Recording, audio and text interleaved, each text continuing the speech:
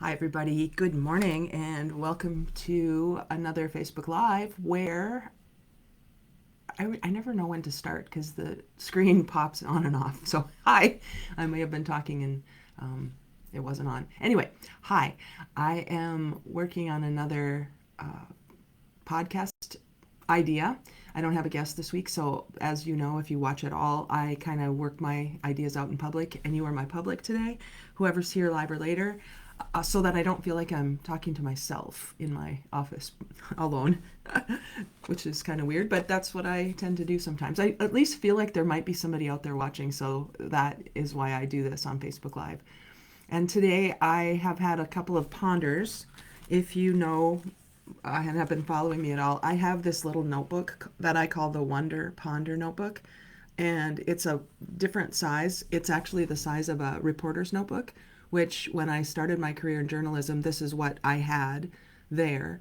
And it's easy to carry and it's distinct. So it's not going to get lost with other notebooks when you have things you want to wonder about and then ponder about. So today I want to share with you my current Wonder Ponder here and then kind of work it out in public. So thank you to the two viewers who are here right now and are watching. As always, please put any comments in if you prefer to. I'd love to make this interactive if possible. And I thank you in advance for that. So my Wonder and Ponder today is kind of a touchy subject, and I'm not sure how deep I want to get into it here. But there's sometimes I just want to take off my being nice hat and just get real. But that's what we're doing here, right? This is the podcast, Get Real. This is the platform, Get Real. And what that means for me is sometimes I have ideas that I'd like to share that aren't necessarily politically correct. And sometimes I just like to get that out. So hi, Mary. Welcome. Glad to see you here. Please feel free to comment as we go forward. And I will record this for my podcast, which is cool when people are here because then there's more of an interactive conversation even on the podcast recording. So feel free to do that. Feel free to put any comments. Today, I'm really deep into this book, 15 Commitments of Conscious Leadership. I've read it now all the way through and taken lots of notes. I'm also starting this little TikTok journey, which I've never really done before. But on Monday, I started my first TikTok on this book. So I have now 5 days in a row of TikTok, whatever you call that, TikTok posts, I guess, about this book. So we've covered the first 2 commitments of the 15 commitments, and that's what I plan to do on TikTok. So if you're not on TikTok, I wasn't either, but go there, you can find me. So today I just want to talk about my wonderings and my ponderings, what I've been writing and noticing, and just work it out in public, which is what I do with you. So thank you very much. I'm going to do the countdown, and then that's just my way to know where to start the podcast when I'm editing. So 3, 2, 1. Hi, everybody, and welcome to another episode of Circle Up and Get Real, where we talk about things that matter with people who matter. What's interesting about that tagline for the podcast is I have no idea who's listening, really. I don't know who people are. I mean, I know numbers, but I have no idea who they are. So when I talk about people who matter, to me, that's really everyone who chooses to engage. There are people who won't choose to engage, and that's okay too. And when those people choose to engage, they're my people. That's who I want to have dialogues with. That's who I want to invite into a conversation. And not only the people who think the way I do, people who have alternative ways of seeing the world are really interesting to me because that's how I can learn. So I am really in love with this book, The 15 Commitments of Conscious Leadership. I think I'm going to do a book study about this at some point. We'll probably make it virtual, and so anybody can participate. So watch for that coming up. The 15 Commitments of Conscious Leadership makes a very clear distinction between being conscious in your leadership and just your beingness, and being unconscious. And when you are conscious, you are open, curious, and committed to learning.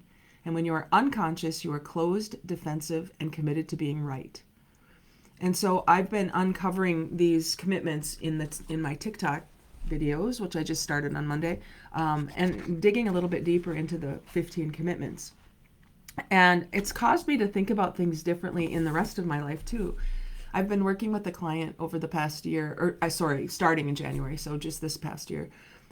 We've been working on becoming a company where people won't want to leave because they are so fulfilled in their work there. Now, obviously, people will leave because that's just how the world works, but we want to make this a place that is an employer of choice so that people who are doing great work are recognized in their leadership, communication, and the culture of the organization, which are typically areas that are really hard to measure and difficult to put any kind of metric on, really. So that's what we're working on this year. And in that work, of course, I'm facilitating the work with the client, but I'm also learning at the same time. And Q1 there, we focused on critical thinking skills. And we identified I'm going to call it a fact because I think it's a fact, that most of us have been taught what to think, not how to think. In our upbringing and our, schools and churches and all over, we've been taught what to think. This is what is. And we've been given facts in that vein and not really been given a lot of opportunity to create dialogue or ask questions or feel comfortable doing that. So what might be missing in a lot of those situations is psychological safety. I feel safe in asking, in engaging in more conversation about this. Like, tell me how this applies to the world. Algebra is always the example I use because I never could figure out why algebra was important. I'm not a math person, so to me, math didn't make sense until it did. Until I realized there are really great practical applications for algebraic formulas, which I can't pull out of the air right now, but I'm sure there are. Trying to determine the square footage of something. Math things like that are really very useful. But when I was learning them, I wasn't learning the practical applications for the things I was learning. I was just learning that you have to do it that way. This could be my experience, not everyone's. So when I share on the podcast or here in the Facebook Live where I'm recording this, I'm just giving you my perspective, which is why I find it so interesting when people choose to engage with me and have conversations. And I used to draw conclusions when they didn't engage with me. When I was in employee places and I would ask questions and people wouldn't engage, I would think I was wrong. And so then I would shift myself out of, I would shift myself so I could fit in. And I did that for most of my life. And what's occurring to me as I'm working with this client and as I'm doing some more work this year with keynotes and different membership groups and things that I'm facilitating, I'm learning, to my surprise and delight, that there are a lot of people who feel the way I do about the way they were trained or the way they learned or didn't learn. And if I just share my lived experience, there are a lot of people who go, oh, me too. I had no idea I wasn't the only one. And for me, what I'm learning about how I'm wired, my deepest desire is connection and belonging. So when I can find my people, find those places where those kinds of conversations are welcomed and not poo-pooed or, what would be the opposite of welcomed? Not welcomed. are told that they're not welcome here. That is really eye-opening to me because I only know in my own experience when I open my mouth to ask a question, people don't like it and they ask me to leave or, encourage me to leave. And that's not the way it needs to be. So I'm just here to set this all up by saying if you're someone who feels that who you are at your core is not welcomed or doesn't have a place to belong, this is the place for you. Circle Up and Get Real is the podcast where we talk about things that matter. And then the people who engage are the people who matter. And if you go back, we're in season 5 already. It seems odd that we're that far in, but we've had so many great interviews with people and conversations about things that I don't know where else I would have these kinds of conversations if I weren't the one inviting them. And I guess that's my job, to invite the dialogue. So that's what I'll do here, whether it's live or later. Please engage. Please ask questions. Please take from this conversation something that you can bring into the rest of your life. Because I'm going to make an assumption here that there are more people who are lonely and feeling that they don't belong than not, because we've gotten so good at faking our lives. I have, and maybe that's just me. I don't think so, however. I really do believe if we all start peeling back the layers of all of the masks we've put on for so long, we're going to find that the core, we share so many things in common. And politically, religiously, all these things you're never supposed to talk about in polite company are things that I need to talk about. So I set all that up because with my client, we've been talking about in Q1 critical thinking skills, which are building those skills so that you can learn not just what to think, but how to think. And then Q2, we've been talking about communication to recognize and appreciate. So we're digging in right now to communication and effective communication and how we can get better at that. And one of the platforms, I guess, we've been using is the distinction between the golden rule and the platinum rule. So I think we all know the golden rule: do unto others as you would have done unto you. Great, amazing rule in almost every religious tradition. There's some form of that. Treat people the way you want to be treated. But in communication, we might be missing out if we only communicate with people the way we want to be communicated with. So the platinum rule, I was first introduced to the platinum rule of communication by Dr. Tony Alessandra, and he talks about speaking with or communicating with others the way they want to be communicated with. That would mean I have to be aware. I have to pay attention. And Alessandra's program talks about external observable behavior. So open or self-contained is one way, one quadrant, or one axis on the quadrant. Open and self-contained, and direct and indirect. And you can watch behavior. You can watch how people walk into a room. You can take a look at how they answer the phone, what they have in their office, and you can kind of categorize them as direct or indirect, or open or self-contained. And when you do that, you communicate with them the way they want to be communicated with.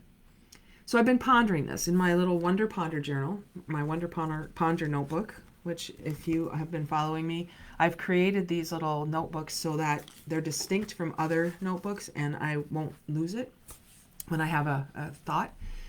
And I've been thinking about politics a lot because we are in a really important political season in America right now. And I'm wondering about the anger that I'm observing that happens on the edges of political parties, the far reaches, it seems to me. And I could be completely wrong about this. I'm going to step into something today that could get me a lot of negative feedback, but that's okay because I want to learn. On the edges, it seems to me there's a whole lot of anger. And I'm not saying anger is wrong. I wonder in my wonder little notebook, if people continue to be angry and everything about their being or their identity is based on anger, I wonder what that does to a human over time.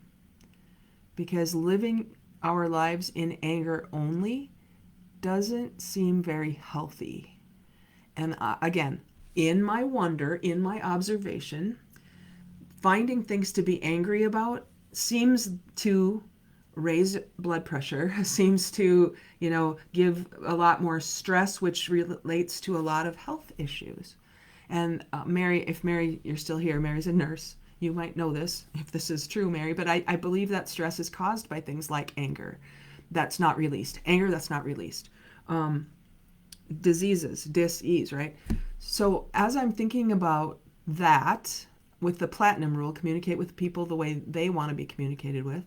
And then I'm also throwing in a mix of conscious leadership, which says if you're operating consciously above the line, you are open, curious, and committed to learning.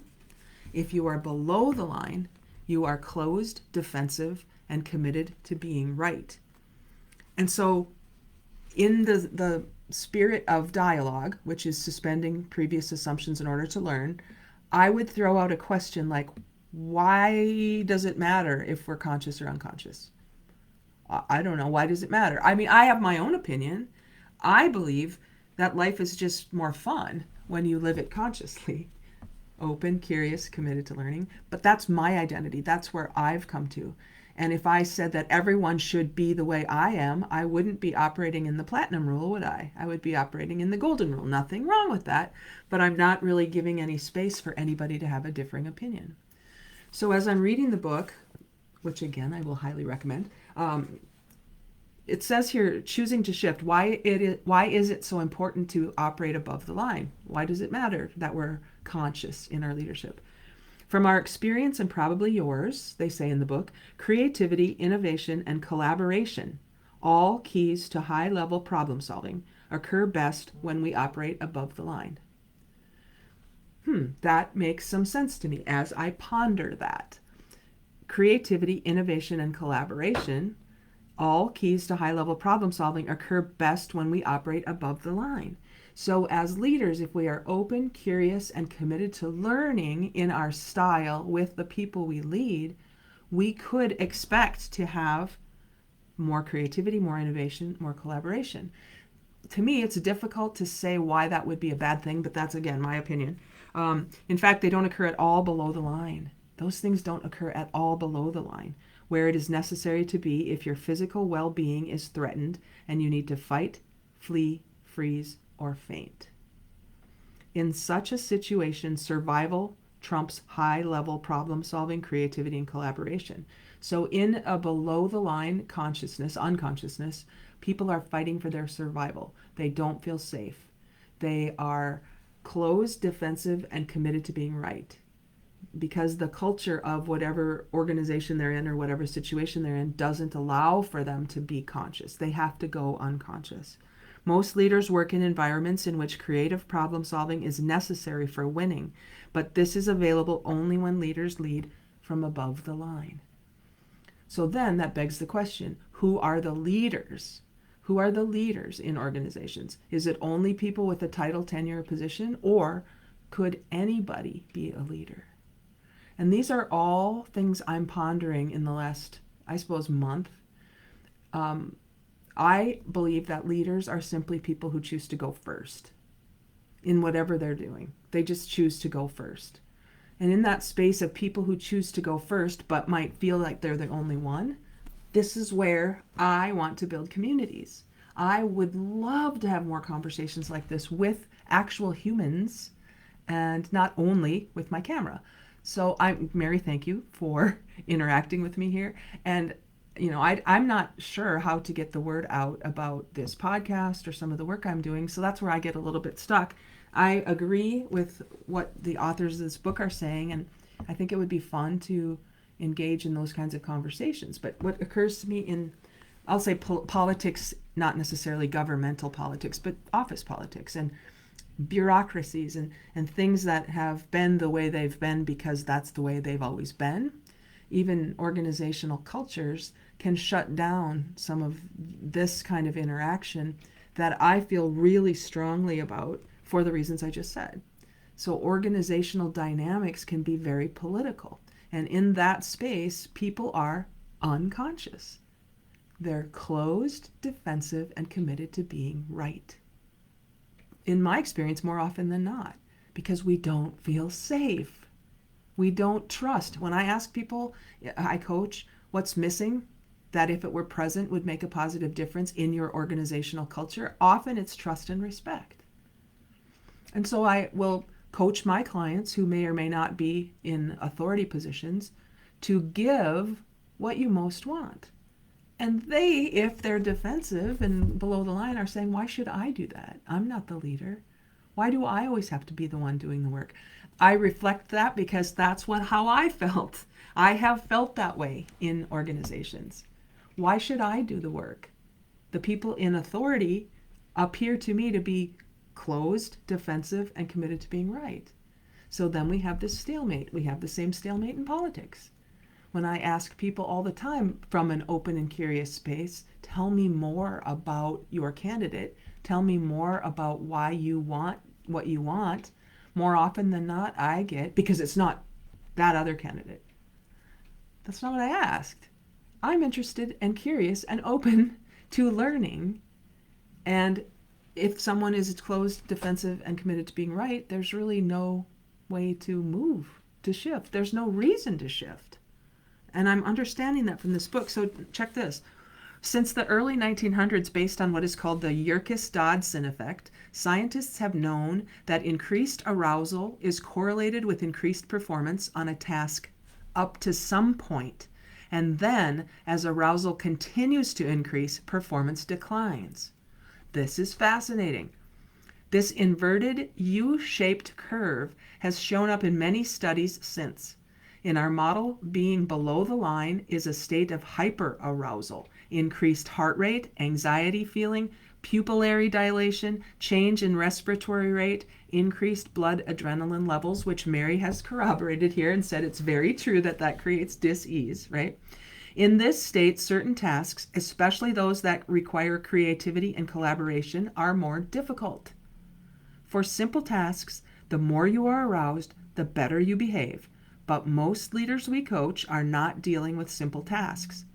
We also prefer to see people choosing to lead from above the line because those leaders experience sustainable happiness. If you ask people what they really truly desire, wouldn't you say a lot of people would say to be happy? Happiness, as it is measured and researched, is essential to long-term health, engagement, and success. This is not rocket science. This is very simple. And apparently not easy because we have done it the other way for so long. We are so defensive because we don't feel safe. We don't trust each other. I remember, this is going to sound terrible, but when I was a little kid, my grandma, one of my grandmas used to tell me, the first question you have to ask your friends is, what church do they go to? What? Back then, I didn't know. So I had this thing about Catholics. I was raised in a really, really, really strict Lutheran family. And my poor Catholic friends, I thought they were going to hell. It was my job to make sure they didn't go to hell, so I had to pray for them. Think about being a 3, 4, 5-year-old and having that heaviness. And that kind of shaped me. You ask people what religion they are, what church they go to, so you know how to pray for them, or whether they're on your side, or whether they're on your team. That is now in my awareness. I mean, I know they were doing the best they could with what they knew. I know. My parents were great. My grandparents were awesome. And that was very, very restrictive. And now in my quest to be conscious in my leadership, open, curious, committed to learning, it bumps up against my old conditioning. And that is a really tough place to be unless you have a community, unless you have a place to talk about this, unless you feel safe in exploring some of these things. Politics is no different. We've always been Democrats. Can't think any different. We've been Republicans as long as whatever it is. And each party has its own amazingness. Really, they were designed in a great space for us to be able to share different points of view. But it's not like that anymore, at least not in my experience. It is so anger-based, at least with the loudest voices on either end. I firmly believe, I can't prove it, but I believe that a great majority of us are looking for the same things. We want the same things. And we are so quick to throw the other side under the bus. We are so mean. We're just mean girls. We're bullies. There's so much bullying being modeled in our political conversations right now. What are kids seeing? What are little kids seeing? They're not seeing, Jodee, you need to pray for your Catholic friends, which is bad enough. They're seeing if they don't wear the right shoes or they don't have the right hat or blah, blah, blah, they're bad. And we're going to just yell. And we're in anger about things. There is a place for anger. There is a place for anger. Yes, please allow anger to be what propels you to ask better questions so that we can remain in collaboration. Creativity, innovation happen above the line when you're not committed to being right at all costs.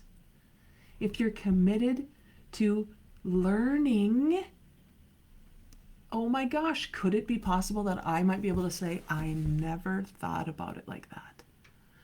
Oh my goodness, thank you so much for telling me that.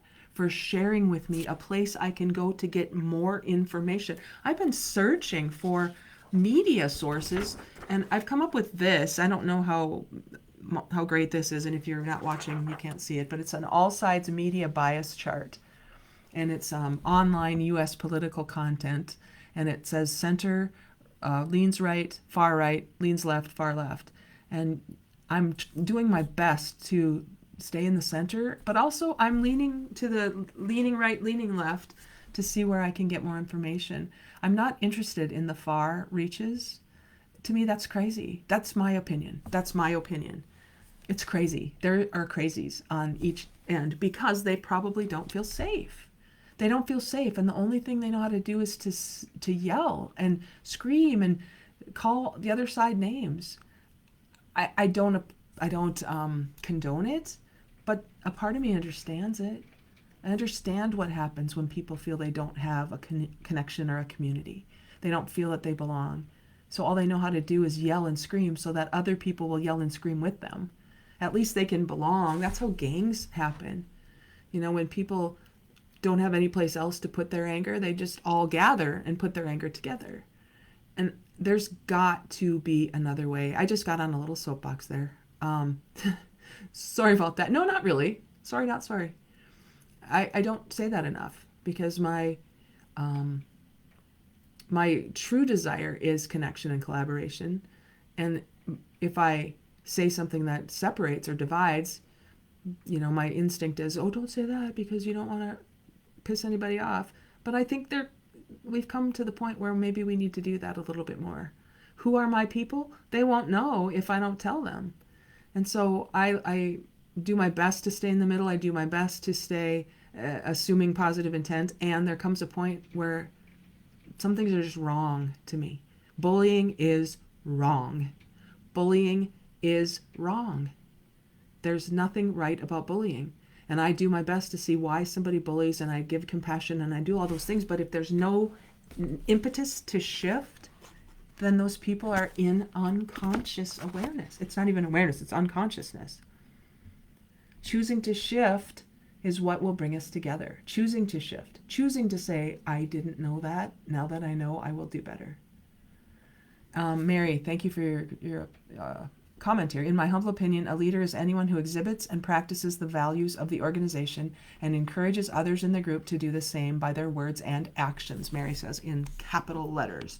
A true leader assists and encourages others to be a true leader assists and encourages others to be the best they can be and celebrate their accomplishments, especially when they exceed your own.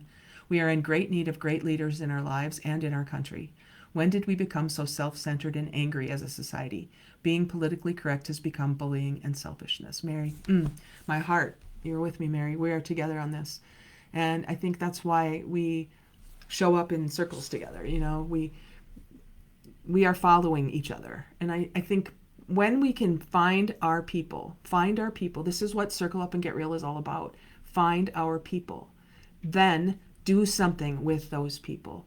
And part of that, this is only my experience, so I will probably attract people who have similar experiences to mine, and that's just the way it is.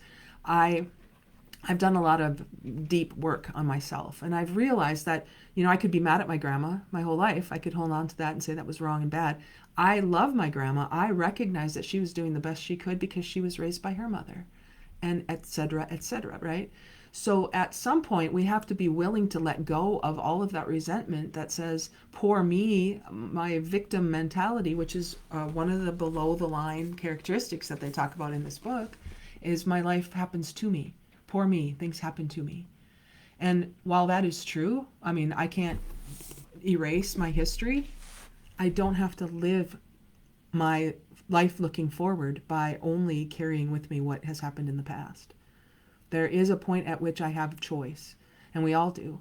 And if you want to get together with others who are doing some of this work, I have opportunities for you, but a lot of people do. Once you start looking, you're going to start noticing what's there for you. We talk about these kinds of topics and issues every Monday from 3 to 4:30 Central in the Enlightened Leadership Lab, and it's where people like us gather to have conversations that matter on a regular basis. It is on people's calendars, and they come every Monday from 3 to 4:30. I would highly encourage you to check that out in enlightenedleadershiplab.com. I'm doing a course, a 6-week course, 2 hours a week for 6 weeks, live, virtual, starting June 3rd, Monday, from 11 to 1. And it's called the Real Me Intensive. It's an intensive way to get real with yourself. And if you're interested in that, interest is one thing, but commitment is something else. We can be interested all we want. And if we're interested, we'll do what it takes when it's easy. But if we're committed, we'll do what it takes even when the emotion we set it in wears off. And that's where the book is called The 15 Commitments of Conscious Leadership. Commitments, not ideas, not interests. If we're committed, we will do what it takes even when the emotion we set it in wears off. So Real Me Intensive, Enlightened Leadership Lab, those are 2 really great opportunities for you to actually take a step in the direction you want the world to go. Because if you're a leader, your world will go the way you go. And if you recognize that you are leading consciously, that should be a really amazing opportunity because you are open, curious, and committed to learning. And what that means is if you're leading consciously, somebody will be there to show you something you don't already know. And that might be the newest person in your organization. And if you're threatened by that, you're dropping below the line into unconsciousness. There's nothing wrong with that. It's just being aware that, oh, I just got defensive for a second. Let me see if it is worth it to me to shift. That's what it means to wonder and ponder. This is critical thinking. You see how it all ties together? Critical thinking doesn't mean you're being critical. It means it's important. Critical care unit is where people need critical. They're critical. It's important. They need that care. It's the same thing when you're developing critical thinking skills. It is critical that we think. So if you've heard anything you like here today, please help me spread the word. I'd love to get this podcast heard by more people. Subscribe wherever you get podcasts. We're now also on Audible. So if you want to go to Audible, it's free there. Please help me spread the word for this podcast. And also, you can go to jodeebach.com and get more information. Let's create a movement here. And by the way, a movement needs to move. It doesn't just do something once and think it's over. A movement is continuous. And if we can create a get real movement, just imagine the politics we can impact, the religions we can impact. We can come together. We have the opportunity to do that. But it's going to take people like you and me taking action, getting real. So thanks everybody for being here live or later. And I appreciate your help in spreading the word. As always, get real. Talk to you again. Thanks.